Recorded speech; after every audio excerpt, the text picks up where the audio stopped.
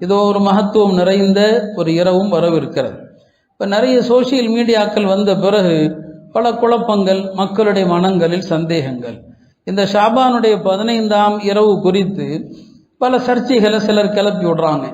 அதில் எந்த சிறப்பும் இல்லை. எதை பராத் இரவு என்று சொல்லுகிறோமோ எந்த சிறப்பும் அதுக்கு இல்லை, அது சம்பந்தமானவைகள் பலவீனமானவை, ஆதாரமற்றவை என்று குழப்புறாங்க.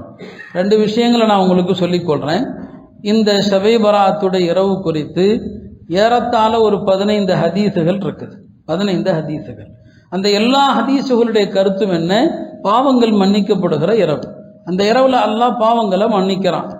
ஒரு சிலருக்கு மன்னிப்பு இல்லை, அதையும் சொல்லிட்டாங்க. யாராருக்கு மன்னிப்பு கிடையாது என்று ஒரு பட்டியலிட்டிருக்கிறாங்க. இன்னாருக்கு மன்னிப்பு இல்லை. ஆஹா, அந்த இரவு மன்னிக்கப்படுகிற இரவு.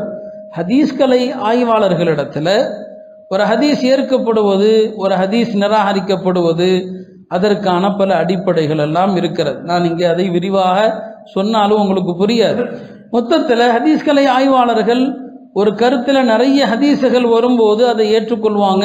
அந்த அடிப்படையில் பாவங்கள் மன்னிக்கப்படுகிற இரவு, நிறைய நல்லோர்கள் எல்லாம் அந்த இரவின் அமல்களுக்குரிய இரவு என்பதை அழுத்தமாக சொல்லியிருக்கிறாங்க.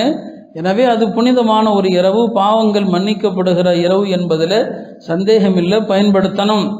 ஆனால் மறுபக்கம் இன்னொரு பக்கம் பார்த்தோம்னா அந்த இரவுல இல்லாத சில பிதாத்துகளையும் சிலர் உருவாக்கி வச்சிருக்கிறாங்க. இந்த 2க்கும் மத்தியில் உண்மையை சொல்லக்கூடிய உலமாக்கள் தத்தளிக்க வேண்டியதாக இருக்குது. எங்கள் பொழப்புலாம் அப்படித்தான். உண்மை என்ன? அது சிறப்புக்குரிய இரவு, சந்தேகமே இல்லை, சிறப்புக்குரிய இரவு. நான் அதே நேரத்தில் சிலர் இல்லாத சில பிதாத்துகளையும் உருவாக்கி வைக்கிறாங்க. ஒரு பக்கம் சில குழப்பவாதிகள் ஒன்றுமே இல்லை, இதெல்லாம் ஆதாரம்லாம் இல்லை, செய்யக்கூடாது, அப்படி சில பேர் குழப்புறான். இன்னொரு பக்கம் 100 ரக்காத் தொழுவு, 100 சூறா ஓது, 10 சூறா ஓதுன்ட்டு ஒரு கூட்டம். அப்படி எதுவுமே மார்க்கத்தில் சொல்லப்படலை. எந்த அமலையும் மார்க்கம் சொல்லாமல் நீங்களா தீர்மானிப்பது பிதாத். எந்த அமலை மார்க்கம் பொதுவாக சொல்லுது.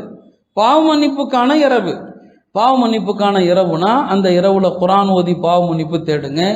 யாருக்கு எத்தனை ரக்காத் தொழுது பாவ மன்னிப்பு தேட முடியுமோ தொழுது தேடுங்க. திக்ர் செய்து பாவ மன்னிப்பு தேட முடிந்தால் திக்ர் செய்யுங்க.